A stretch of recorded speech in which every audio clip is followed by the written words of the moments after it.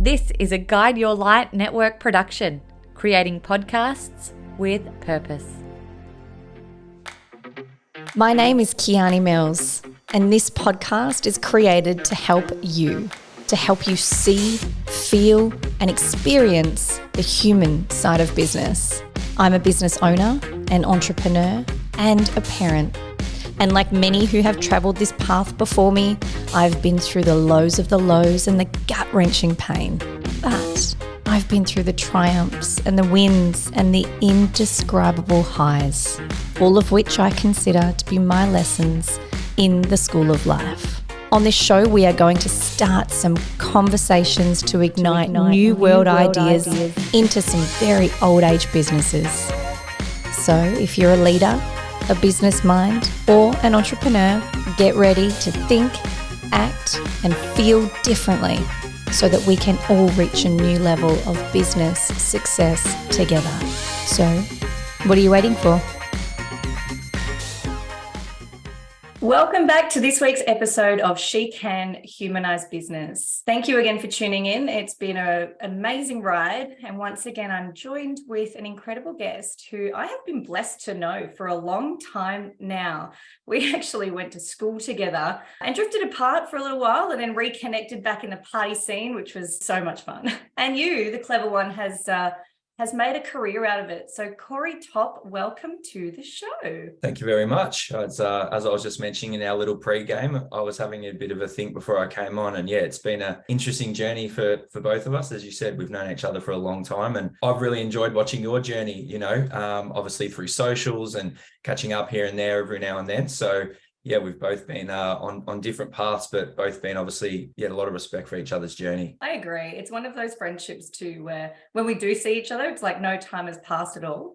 And then there'll be little messages between here and there, but we're the smart ones. We got out of Frankston and we decided to do something incredible with our lives. So look, today, part of the reason why, the podcast is called Humanizing Business for a reason. And I feel like you have absolutely nailed that because your business is evolved around people. So simply, what does humanizing business mean to you? Yeah, well, nailed's a strong word. There's obviously a lot of challenges, and from a people point of view and another people point of view, it is great to impact a lot of people's lives with what we do, and I'm sure we'll get into that. But humanizing business for me, I was having a bit of a think, and this is something that I've worked on a lot in 2023. I think it's about doing the same thing every day. Now, what I mean by that is with the game that I'm in with events, it can be a lot of pressure. There can be a 10,000 person festival that you're trying to organize, and there's lots of moving parts and everything's happening. And in the past, over my journey, I've probably been someone who gets so tunnel vision and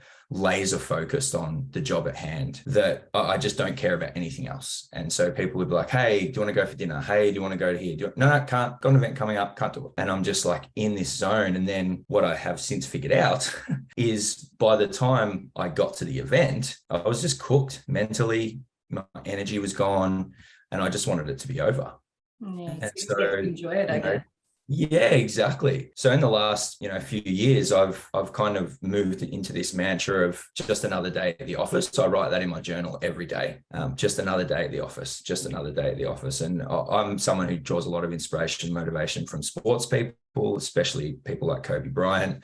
And he would always just say, it doesn't matter if he's taking the game-winning shot in Game 7 of the finals, or he's sitting there at training with no one else in the room and just getting up shots. It's the same thing. I've really tried to bring that into, my mentality, and by no means am I, at a destination. We're always growing, but compared to say a few years ago, me personally, I've definitely come a long way. And, that's what I'm really focusing on recently and trying to sort of, get onto my team and other people in my business and my colleagues and everything like that. It's letting yourself live your life. And letting yourself still just operate like, anyone would who's just going about their lives and enjoying time with their friends and all those sorts of things, rather than just being like tunnel focused on what you're doing, what you're trying to achieve. Yeah, I love that so much. And that's been part of the exciting part as a viewer watching from the outside of the journey over the last particularly kind of 3 to 5 years. And the evolution of what's happened with Reminisce. And I know that back in the day, the party was the party, that was life. Yeah. And to then be able to separate the two, to be able to run a really successful business and still treat it like life, as opposed to, creating party life and separating the two. And now you're at a beautiful state where you're able to be like, you know what, this is my life. It is all my life. And you can find balance between the big nights and the smaller nights. And then when you're on and you need to be dealing with stress and challenges and staff and all of those kinds of people problems as well. Like, it's been beautiful to watch because, as we know, and we've seen it firsthand, some people can be gobbled up by that environment and by that world. And a lot of them don't get out. You've been able, from my humble opinion, been able to balance that so incredibly well and maintain such a high level of integrity in the industry and outside of the industry so that the business can continue to grow. Is that correct? Yeah, absolutely. And it's something that I obviously have been in the middle of for a long time and have, had some strong opinions and experience in. And as you said, some people sort of get caught up in it. And, there's obviously lots of different things in the party scene. People get caught up in all sorts of stuff and it can really take them, off track. And I don't know. I think is it growing up? I mean, I'm 37 in August, so been around the track for a while now. And it's just as you get on, I guess you mature a little bit. But yeah, when you're going at 1,000,000 miles an hour and you're living the party life and also going 1,000,000 miles an hour in the business world, there's just like this big clash there. Yeah. And if I look back at my journey on both of those things, I feel like they've both really sort of whittled right down now, and I'm sort of just balanced. I wouldn't even say somewhere in between because I don't really party much anymore at all. I prefer to go to bed at nice, reasonable times. And your party comes by watching your creation come to life. That's like, we get to that point in business, it's like, I don't need to go and stay up until 24 hours or whatever it is. This is the gift. The gift comes in watching all of those people have fun and seeing the artists perform and just, I guess watching the creation be born. Yeah, absolutely. 100%. And people will tell you that sometimes at some of our events, I have little moments where I just go and hide away in the front of house, little desk with the lighting guys and stuff like that. And I just kind of hide in there and I just watch and that's just pure enjoyment. And people say, oh, what's wrong? Like, is something wrong? Like, absolutely not. Like, I'm just having a great time and just sort of soaking it all in. Yeah, and those moments of gratitude of being like, fuck, look what I've created. Like, that's empowering. I feel like you almost need to take those minutes because, as we know, like, they just flash by. You get doors open, doors closed, and you're like, where did the time go? So I think you're clever taking those times. 100%. All right, now, most important story. Take us back to the start. Take us back to the Frankston party that kicked it all off. Yeah, God, it's been a journey. It's almost over 10 years ago now because we had our 10th birthday last year. I was having a bit of a difficult time in my life. So I was 24 at the time. I'd broken up with my girlfriend and then I'd gone on a trip with my mates to, go away with the boys and, get your mind off things. And then I'd actually hurt myself in Lao and landed on rocks off a swing and gashed up all my legs and they got infected. And it was a big scene. And I was home within 3 days of going on this trip. Yeah. So I wasn't in a good place. I managed to pick up some Man vs. Wild DVDs at some stage on the way in the trip. And I remember just going through all the seasons, like leg up in the air. Yeah. And when I started to get a bit better, I was driving along in the car and Music Sounds Better by Stardust came on.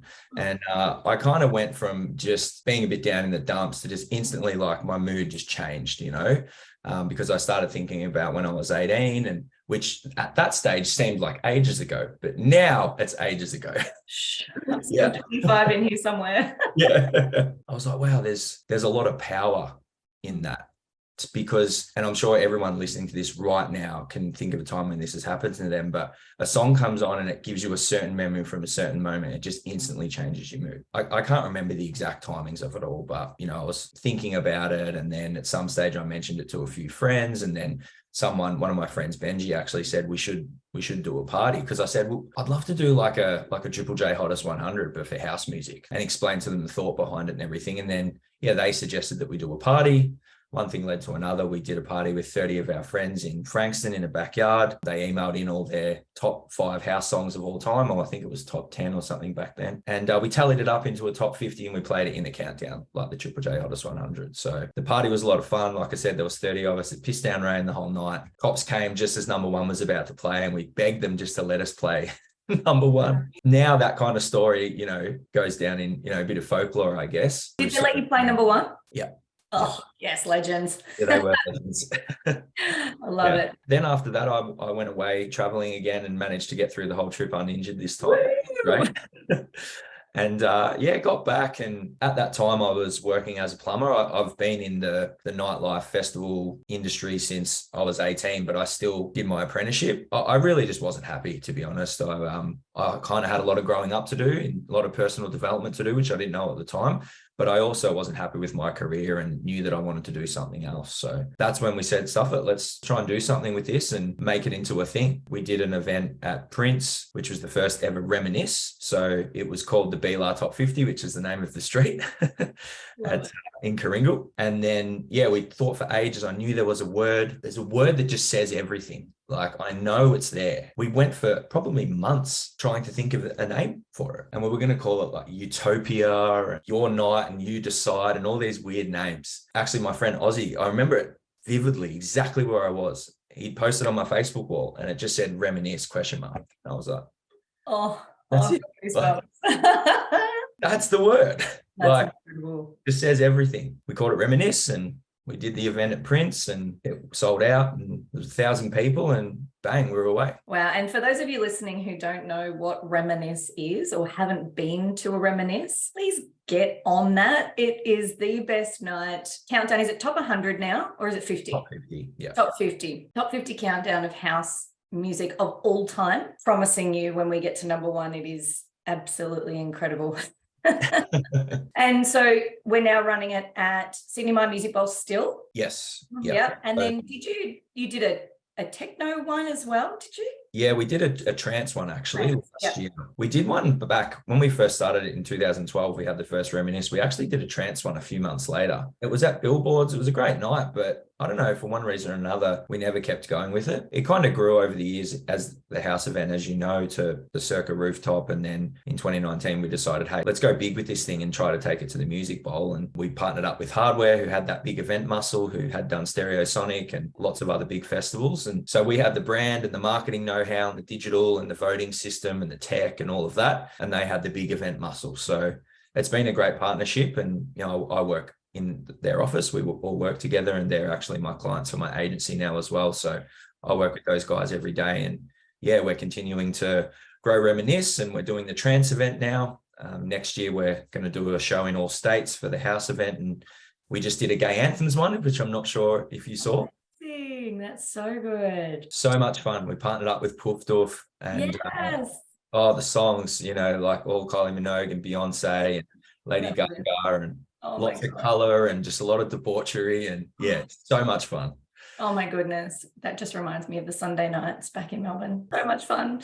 And Sydney My Music Bowl, this is an iconic stadium in Melbourne. What is the capacity there? It depends if you do multiple stages. So on a single stage, you can probably squeeze 12,000 in there at a single stage. A lot going from a $1,000 person kickoff. We're now at 12,000 people. That's incredible. Yeah, absolutely. Well, we haven't quite got to 12 yet, but we're hitting the 10 mark, and we're getting close, which is great. Amazing. I love it so much. It's so incredible. So tell us, this is your opportunity to do a little bit of a headlining. Who are the people that we see? What are some of the artists that we'll experience? Who have you worked with? Give us some of the glory stories. Yeah, that's a good question, actually. The glory stories are always the great ones to tell, and the tough times are the ones that make you, aren't they, as well? But there's been lots of acts, and the good thing about Reminisce is, and where I see that we have an advantage over a lot of other festivals, is we actually don't need that really top end expensive talent to pull a crowd, because John Course is the DJ that plays our countdown, and that's the main act. We've experimented with booking a big act and then putting them at the end. We've done it twice. So we had the presets where we did Reminisce Carnival at Flemington just out of COVID, which is a really good show. They played after the countdown. We did it in 2019 with Book a Shade as well. And both times we've done that, it's been a bit of a anticlimax because everyone's going for number one. The energy's building, the production, everything's happening. And then number one finishes and then another act comes on. Yeah. So you go from this huge peak to, the acts are great. And they were both great in what they did, but everyone just said it has to finish on the countdown. Yeah, wow. See, I'm the polar opposite person. Once it gets to that top point, I'm like, right, let's keep going. Yeah, totally. That's the mum in me coming out. Don't worry. 100%. Well, that's when we can go. I've got a night off. Let play. So it's been good. We had Aman Van Helden for our 10th birthday, which was awesome. Example, who was great. We've had, as I said, Book a Shade, the presets, Sneaky Sound System. Yeah. Every year we get them on. They're just awesome. She's just an enigma. Every time she steps on stage, you just can't help but watch. It's incredible. Yeah, it's brilliant. They're incredible. We absolutely love them. So now we've expanded 3 stages. So we've got, they won't like us calling this, but we call it the old fart stage. I love it. I love that so much. So are we old farts or are we still? No, we're there. Yeah, we're still middle ground. It's like those surveys, you know, how you have to do, how you're like 16 to 25, 25 to 39, and then 40 to 50. I'm like, I don't want to get to that end one. I'm still in the middle. You're like, no, just keep me in this box, please. That's right. Never growing up. Peter Pan. Yeah. It is fascinating though, the different generations. So we obviously have the era that we grew up in, which was early 2000s. That's when we were sort of cutting our teeth. And then the era before that, which was almost the era that, rave culture started. And that was Richie's era. So Richie from Hardware, he's our business partner in Reminisce, and he started cutting his teeth 10 years before that. So that stage, the Belfast and Age of Love stage, that's basically their era. So all these guys are, in their mid 40s, late 40s, early 50s as well. And they're coming and they're reminiscing back to the early 90s. It's really cool. It's really cool. Catering for everybody. And did you say there's 3 stages? Yeah. So then we have a Forgotten Classics stage, because what we found is that when we were back at Prince and we were doing the first Reminisces, all of the songs, or most of them, were from the early 2000s. They were from that sort of Prince era where that we call the golden era of house music. All the songs were from there. And as we've grown and we've appealed to more of a mass market, the songs are coming in from everywhere. There might be like early 90s, Alice DJ, Better Off Alone, or TB, 9 p.m, these kind of trancey 90s, some from the 80s, New Order, Blue Monday. And then there'll be some newer stuff like Avicii, Swedish House Mafia. So it's a whole range. And what we sort of found is there was that core original Reminisce crew that just wanted those 2000 songs all day. And they'd be voting for the same songs every year. Yeah, absolutely. So we thought, you know what, let's create a stage called the Forgotten Classics. We'll just do 2000s house only. And it's all songs that used to make the Reminisce countdown, but don't anymore. Yeah. That stage went off this year. I remember walking up there at the start of the day and, it was a bit patchy because people were just filtering in. And I walked up there and I was like, what the hell? The whole place was packed. Wow. Everyone was jumping up and down. It felt like we'd created Reminisce again. Yeah. This new thing. I love it. Yeah, very cool. That is so incredible. And even just the way that obviously you're all very entrepreneurial and are looking at growth, pleasing all audiences, inclusion, all those, like it's a beautiful thing to watch and see the expansion and the evolution as it keeps getting bigger. But as you did mention, there are challenges in business. So obviously you're dealing with, as you said, you've got the big company, which is amazing. So you've been able to partner with them. But I can imagine that having such a big production on one night with staff, management, security, artists, acts, back end, like there's a lot that goes into that. Yeah. Give us a little bit of the lead up to, because we all know when we've got, I know for me, when I run an event, it's like, oh yeah, it's all fun, get the flyer done, make it look pretty, put tickets out. And then it's like, oh crap, now I've actually got to do stuff. Yeah. So what are some of the biggest challenges you faced and how did you overcome them? Yeah. I mean, for me, I think back to almost some of our darkest times, the big 2020 crash of COVID, because we were 6 days away from our event when we had to cancel it. Heartbreaking. Yeah. And that was the event. So, we built up from a nightclub to a day club to the Sydney My Music Bowl, 10,000 people, 2019. But whenever you do an event for the first time, and it was almost like we were doing it for the first time because we'd gone from 1,000 or 1,500 people to 10. So it was like the first time we were doing it. And most of the time when you do an event like that for the first time, you either don't make money or you lose money. Just because of all the effort and the spend and everything that you've got to put into it. And the unexpected things that would pop up, right? Because even though you're with a company that's done it before, it's still so many variables. Absolutely. So we did that event, didn't make any money, which was fine. We've never really been doing this for the money. It's just taken on a life of its own. But, it's nice to get rewarded every now and then. And so, 2020 was the year that it was all looking very good for us. We were sitting there thinking, okay, we've been building this thing for 10 years. We're finally going to get a bit of play money to say, okay, we're getting some reward for effort now, which is great. It was building and building, and it was looking like we weren't going to have it. And then it was, and then they shut us down 6 days before. So that was really, really, really tough, obviously. Oh, man, I cried. Yeah.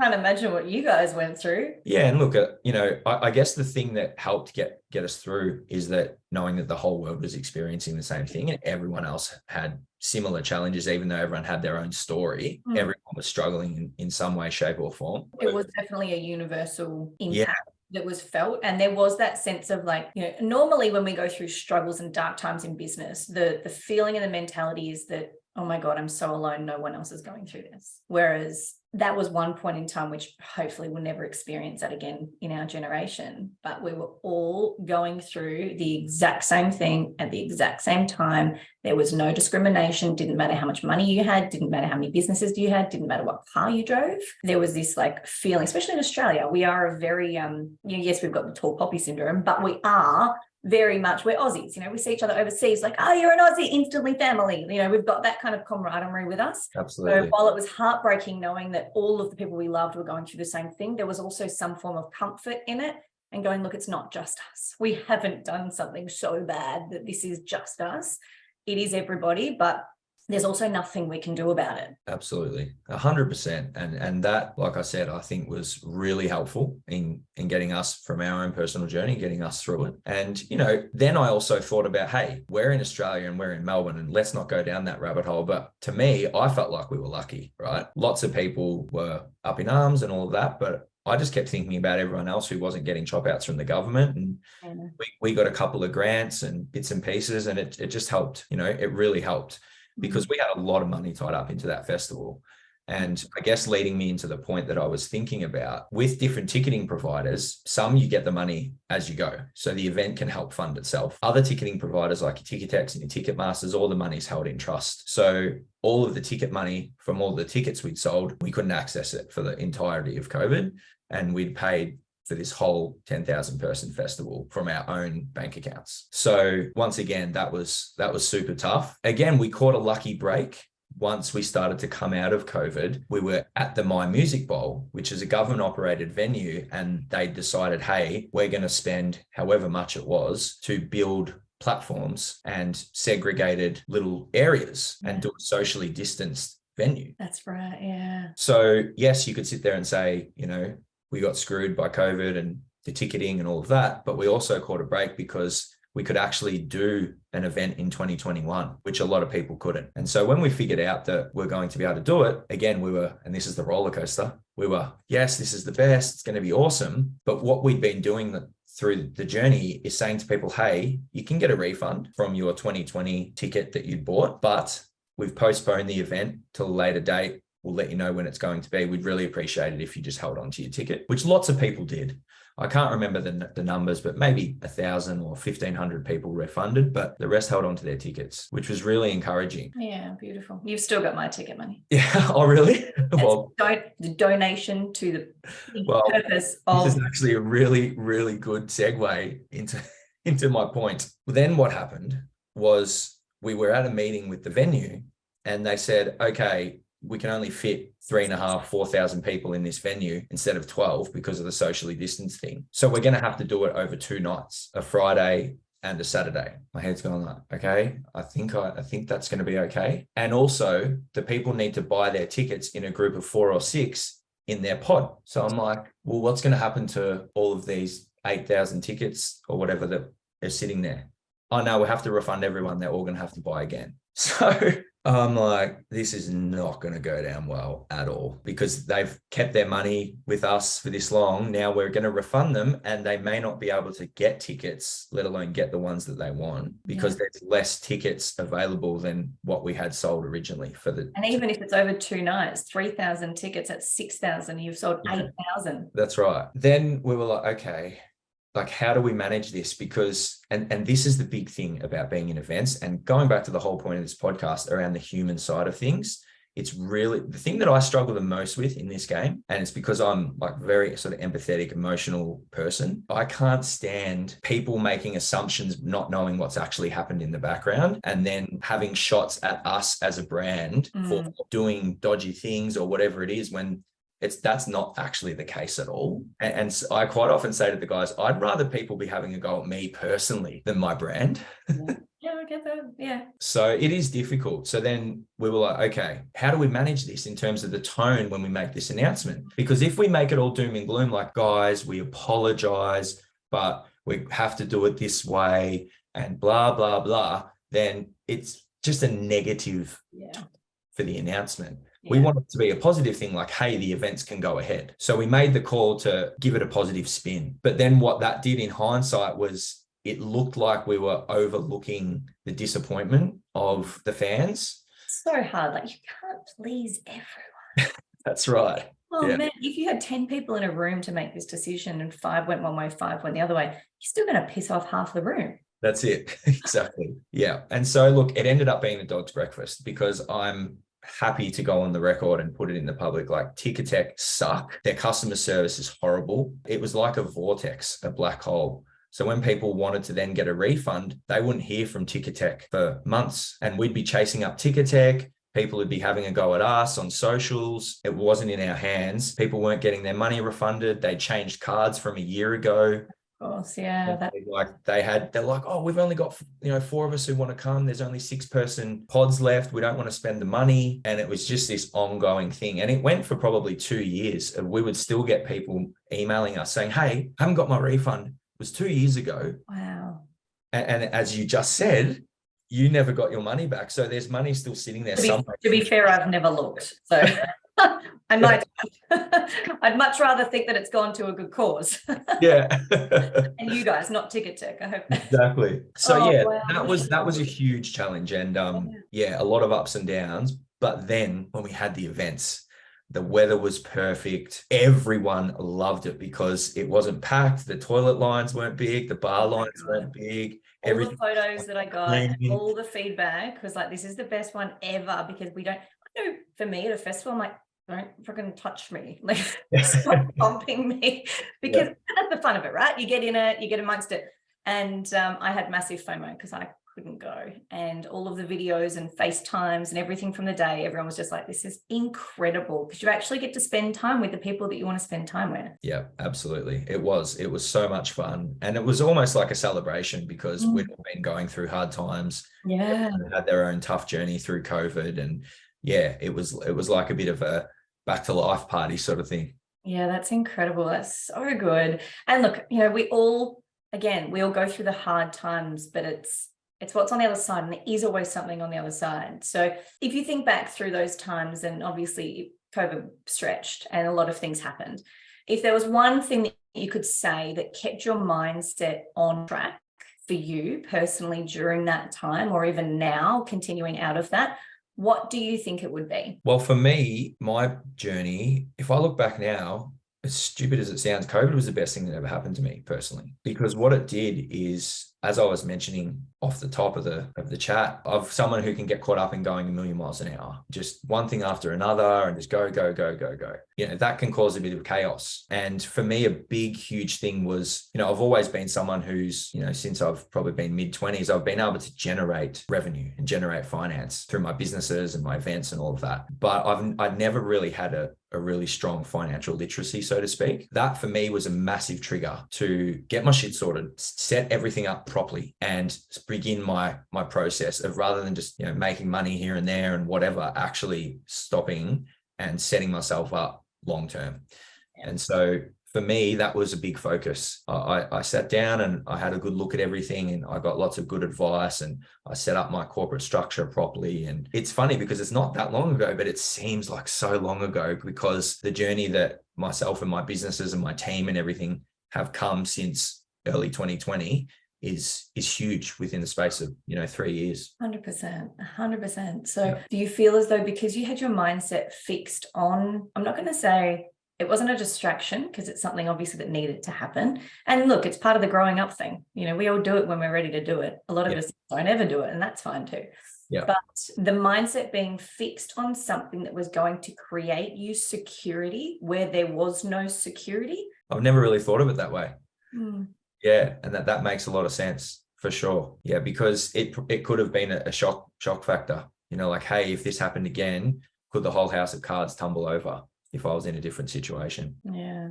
And look, it's a scary thought, but we don't know what's going to happen. So I guess on one token, at least you're going to go into this knowing that the house of cards is solid, the foundation is set, you've got the literacy that you need. And yeah, I think for a lot of people, COVID did bring about many opportunities to create, inspire, sit still, because that was a big one for me as well. Like you're right, chaos was fun, and it was exciting, and it was the adrenaline. I was like, yes, I love this.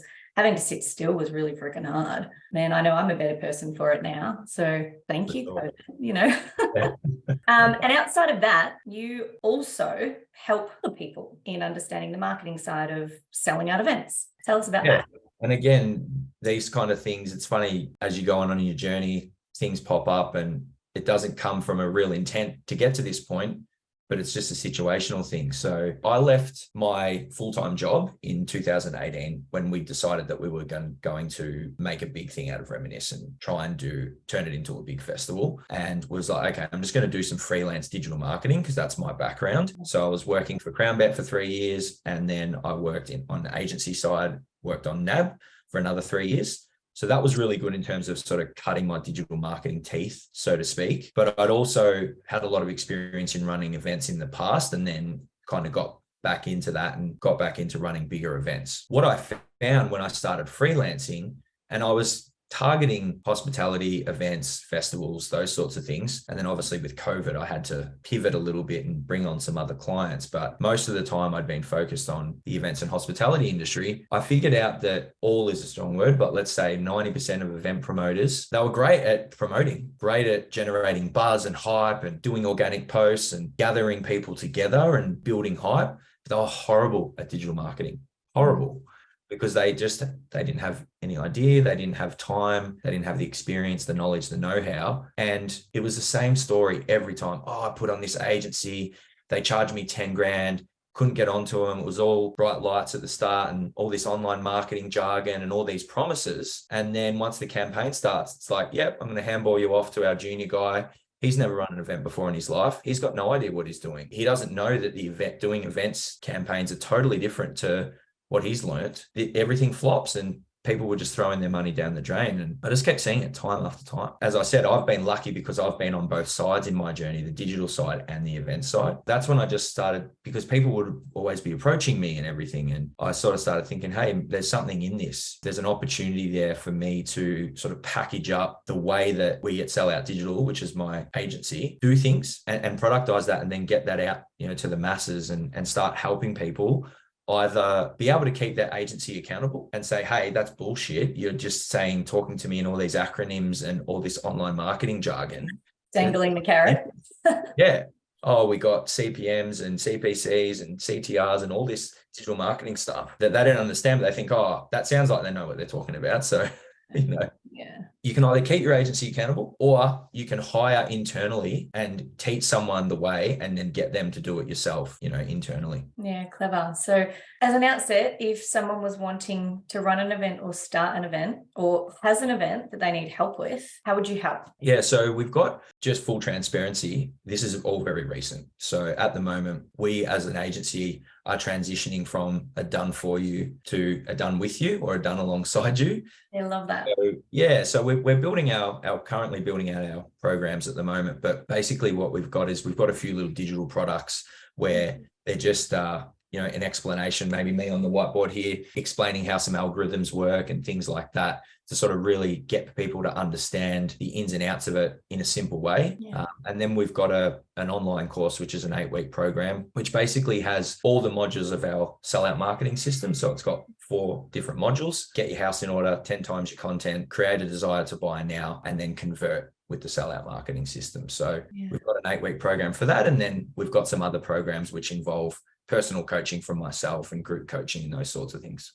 Yeah, see, it's incredible. And I really do feel as though as a collective or a generation, whatever you want to call it, we are wanting to be empowered to be able to have the knowledge to do it ourselves, as opposed to what once upon a time was. And look, again, it's different when we're doing it ourselves for our own business or for our own event, as opposed to if you're in a big corporate and you work for NAB or you work for a big agency, let them pay the money. That's fine.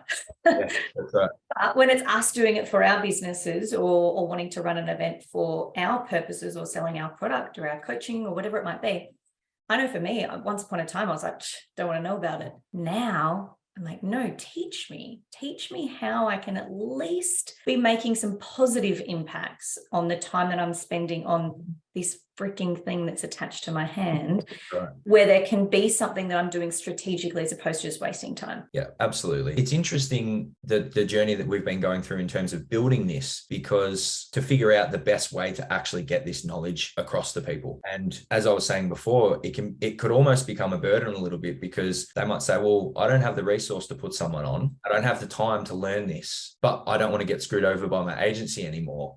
So what's the solution? And so we've been treading carefully. We've been testing the waters, trialing out a few different things, 3 different methods, and just sort of building it up and trying to build it into a way where it can be delivered in the best way. And we can go after the right people, whether that's a business owner, the marketing person, the digital marketer, and even agencies. It's a conversation I was having with my business mentor the other day. He was saying agencies are a huge opportunity, because a lot of them, they don't know events. They know digital amazingly, but events are a totally different beast. So if you could plug that into them, you could help them help their clients. A huge opportunity too. That's the mindset around going, who's our ideal client? So our individual one-on-one, that kind of like newbie getting out of the box, and then going, great. Beyond that, who's the next tier, right? That might be corporates, or it might be organizations, or it might be companies. And you go, no. Now, who's the big fish? The big fish where you can create something, as you said, plug it in, plug and play, and they've got everything they need. Like, that is thinking outside the square. And the minute you figure out how to do that, these will be so easy to do. And the audience, you might have more than one, well, you definitely have more than one avatar or persona, because we all have different needs and wants and experiences and levels of understanding. My 14-year-old son knows more about online stuff than I do. Anytime something in the house breaks, I'm like, Toby, come and fix the TV. For someone like me, I'd need like full hands-on service. But then the younger generation, they're coming through, they're already so tech savvy, they would probably need a hell of a lot less hand-holding than me. Yeah, that's right. It's so interesting, that point about the next generation. And I don't have children yet, but I've always thought, when I do, I think one of my biggest challenges, and obviously you can sort of attest to this and give your input, is how much do I limit them with the technology, or how much do I just let it be part of them? Because if you limit them too much, they're going to struggle, with being progressive and knowing technology. But if you just let them roll, it can be really dangerous. Oh man, there's such a fine line. And I don't know if there is a perfect formula either. Like, we go this way and then we go back this way. And COVID, I feel like in this sense, while it was great that the kids got to do online learning, it also gave permission. And now there's primary schools where kids in prep must have an iPad. And that, to me, I'm like, again, I get it. I understand that we live in a tech world, but like, can't we teach them to write with a pen first? Like, surely they can wait until grade 3, but no, in grade 3, they must have a laptop. I have to keep up with the school at the moment, because all of Kobe's in year 8, all of his work is done on Google Classroom. So there's no textbooks, there's some handwriting, but most of it's done on the computer. And then for his mates, how do they communicate? They communicate on playing games, so it's not like they're texting each other like we used to, or, riding bikes and leaving them on people's front doorsteps. They're communicating while playing. So you're right, there's such a fine line between what's too much and what's not enough. Like, you don't want to alienate them from friends and connection, because this is how they connect. But at the same time, for me, it's little things like last night, 3 times come down for dinner. So I'm like, right, no games tonight. Listen to me, otherwise you'll lose it. Like it is the dangling carrot, right? Yeah, totally. It's the best form of manipulation and blackmail in the world. Which I've heard many times from people. Yeah. And it can be a parent's best friend too. Like when we go out for dinner, and so that we can socialize because we connect in very different ways. Like I want to see my friends face to face and I want to have a conversation without constantly being tugged on. Mum.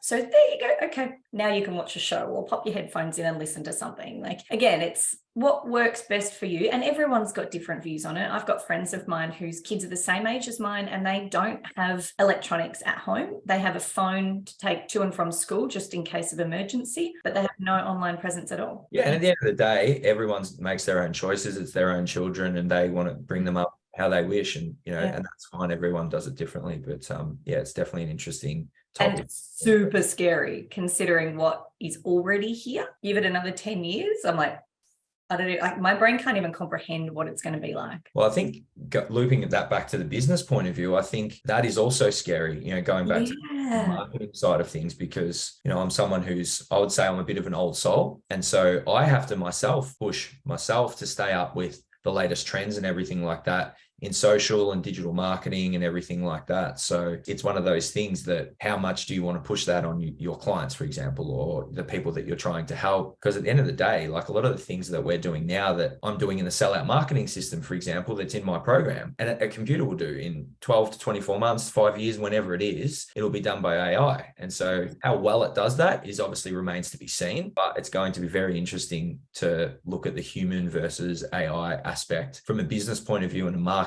and branding and copywriting and everything like that. Yeah, absolutely. And, again, I'm all for AI, like where we can save time, beautiful, but never forget the human. We can't expect a computer to do what a human can do. It tries and it does really, really well. I think for me, there is a real part of until our children's children take over the world, there's still going to be people like you and I that are around that are old souls and that do appreciate the human way of doing things. And let's hope our breed doesn't die out too soon.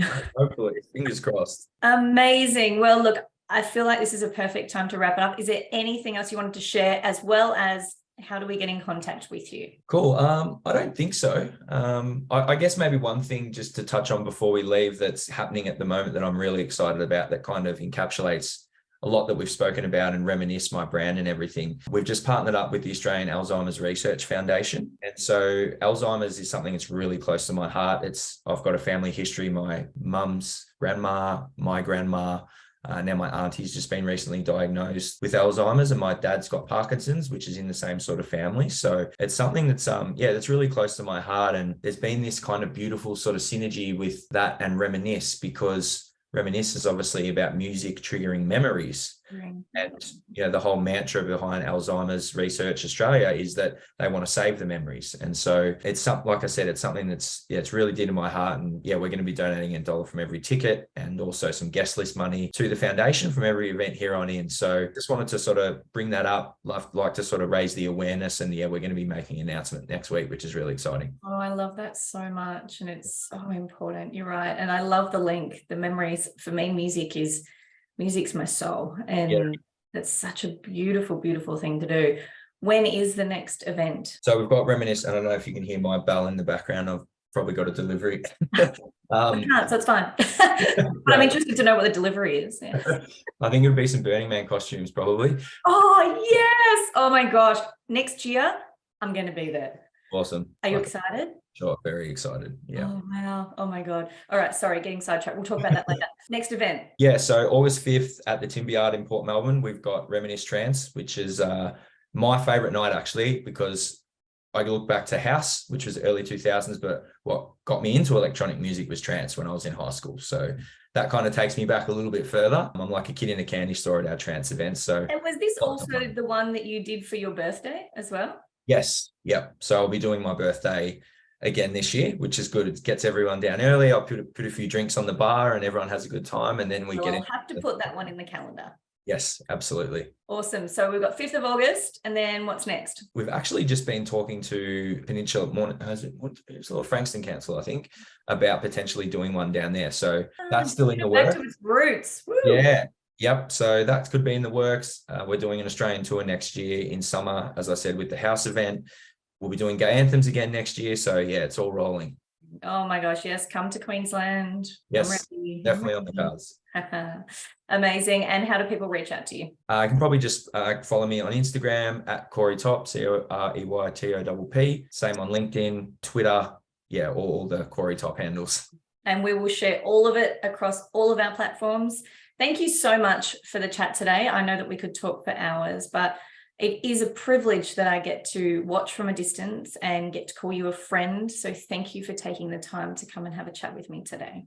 My pleasure. It's been great. And like I said, it's been great watching your journey as well. So on we go. Yeah, that's all right. Onwards and upwards. Yeah. And thank you to all of you for tuning in and listening to another episode of She Can Humanize Business. You can find us on Apple, Spotify, all the usual places. Please send through any recommendations for topics or guests you'd like me to have on. Or if you are interested in coming on yourself, please reach out. hello@kianimills.com. Thank you, and I will see you next week. Thank you so much for listening to today's episode. I would love to hear your feedback around what resonated and what key lessons and learnings that you took out of today's episode. You can find me on Instagram and on LinkedIn under the She Can Humanize Business podcast or Kiani Mills. I really hope that you were able to see, feel, and experience a new way of humanizing business.